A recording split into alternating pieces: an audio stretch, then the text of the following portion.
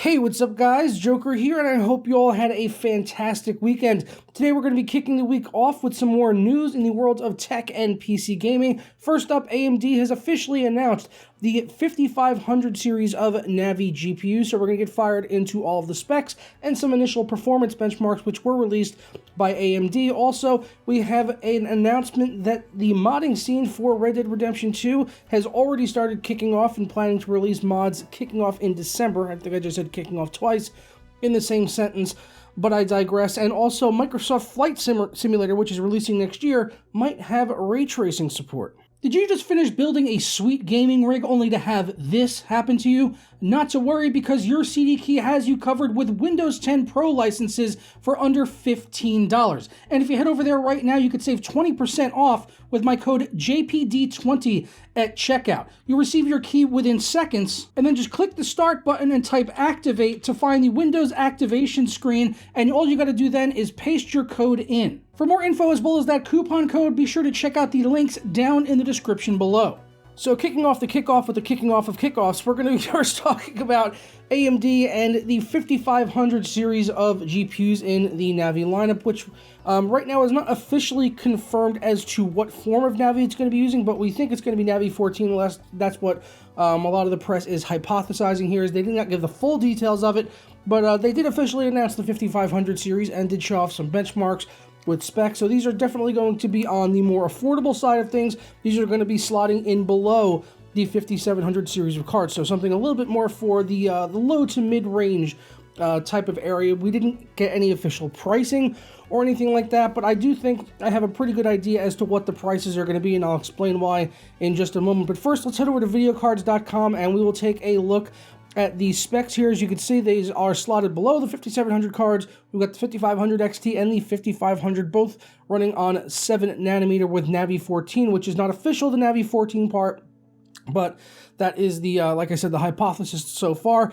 The die size is going to be significantly smaller at 158 millimeters squared versus 251 millimeters square, and as you would expect, there's going to be a fair amount fewer stream processors at 1408 versus the 2304 on the 5700 and the 2560 on the 5700 XT.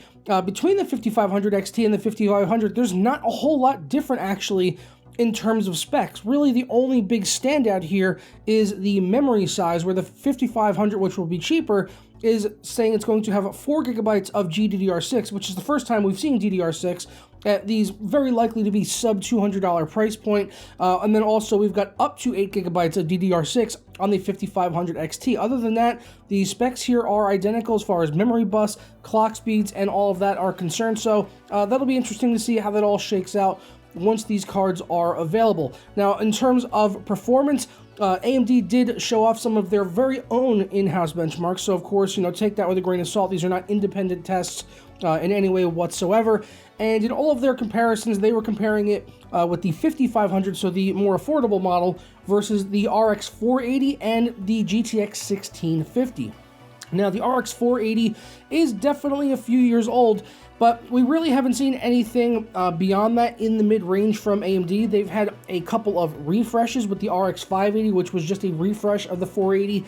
It did not see a significant performance improvement, and the same was true for the RX 590. That was just a few FPS faster than the RX 580. So the 480 and the 580, 590 are kind of in the same wheelhouse. So seeing that the 5500 getting 92 FPS in Gears 5, which we don't know the settings for that. We also don't know the resolution for that. Compared to the RX 480 at 79 FPS.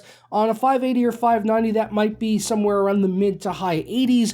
So not too far off of what the 5500 4GB card would do. So that's actually pretty good, though, depending on what the price is. If this can do relatively maybe just a smidge faster than an RX 590, but at an affordable price, I would say that that's probably going to be pretty good at the end of the day. They are a lot comparing it here to the GTX 1650, which comes in at around $150 to $160, depending on which partner model that you are looking at. So I'm assuming that if they're comparing it to the GTX 1650, the 5500 is probably going to be somewhere in that price point, right around $150. And then the 5500 XT, I'm guessing, will be probably somewhere up more around the $200 price point and competing with the likes of the 1660, maybe even the 1660 Ti. So I think that's where these cards are going to slot in. So this is not going to be for the high end at all, but for people at the mid-range that want to get something for sub $200, these cards are probably going to be pretty compelling for affordable 1080p performance and being able to run pretty much every game out there at 1080p and probably pretty decent settings as well. They did show off a reference model here from AMD, although these are not going to be released out to the public as stated by AMD. You're going to have to rely on custom designs from partners out there like Sapphire, Power Color, MSI, Gigabyte, ASRock, you name it, all those partner cards. That's pretty much what we're going to be getting here on the 5500 and the 5500 XT, which are going to be a fair bit better in terms of performance per watt versus Polaris on Navi, as you would expect.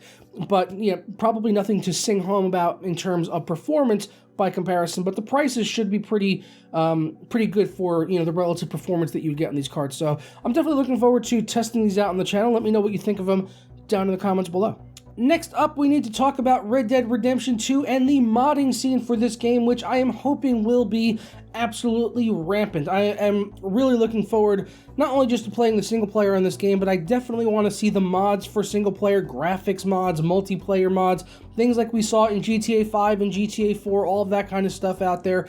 And thankfully, pretty much within hours, or within 24 hours roughly of when the game was announced coming to the PC in November and then on Steam in December, one of the big modding groups, 5M, announced that they are already actually working on a mod for Red Dead Redemption 2 multiplayer. These guys are already responsible for one of the more popular multiplayer mods for GTA 5, so they've been doing this for quite a while, and as they said over on Twitter, they said, we're announcing Red M for Red Dead Redemption 2 on PC to be launched around a month from the PC release, definitely in time for the holiday season, assuming that there are no crazy DRM obstacles. So that's kind of really the only thing that they could foresee getting in their way, is if there's any sort of DRM stuff that would prevent them from being able to run their mod, then that could be something that would possibly delay, mod support for this game.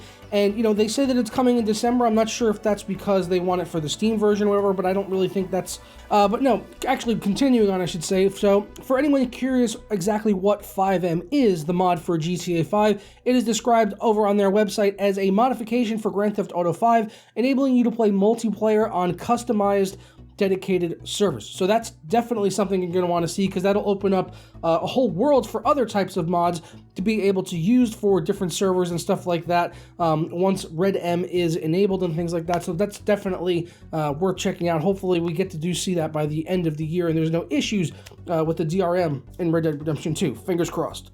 Last up, but certainly not least, Microsoft Flight Simulator, possibly one of the best looking games I have ever seen in my life, and it's not even available yet, although I do believe they have already started running test flights or alpha tests. It was either meant to be in September or October. I didn't get invited into it, sadly. But yeah, this game is looking absolutely incredible, and it's probably going to be supported for a very long time. We already know that there's going to be mod support. The previous Microsoft Flight Simulator had a massive mod scene, which was and still is extremely active. So this new Flight Simulator, which looks, like I said, some of the best looking visuals I have ever seen in a game. It's the type of game it's not necessarily for everyone, and it does kind of have a high barrier of entry in terms of your knowledge and how to actually play the game and stuff like that, because it is super realistic and things. And then also the performance on the previous Flight Simulator was not great, mostly because it was tied to single core CPU performance. So hopefully that's going to be resolved here in the new Microsoft Flight Simulator, even though it's going to be running on DirectX 11. So yeah, it was already in development before like DX12 was a super popular thing. So that's what I heard anyway on the streets. That's the word on the streets. But it was revealed that it will very likely support real-time ray tracing, maybe not at launch, but possibly right after launch. This was according to IGN, that said RTX features will be coming to the game in the future, and then while IGN has not revealed any additional details, you can assume that it is referring to ray tracing and not DLSS when they said RTX features.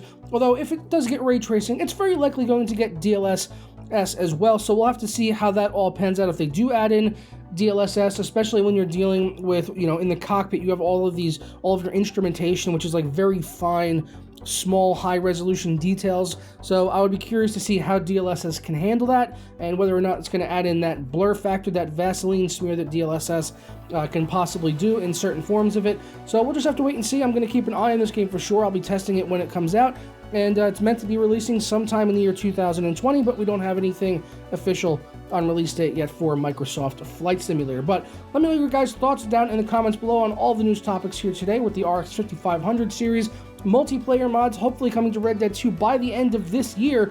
Still can't believe that that game is coming out so soon, and the modding scene I hope is going to be absolutely fantastic. So as I said, I'm going to go. If you enjoyed this video or learned something new, don't forget to leave a thumbs up on it down below. Subscribe if you're not already, and if you've been here for a while, ring that notification bell. That way you never miss a moment of content as soon as it goes up live here on the channel. And I'll see you guys tomorrow for another video. Ta-ra.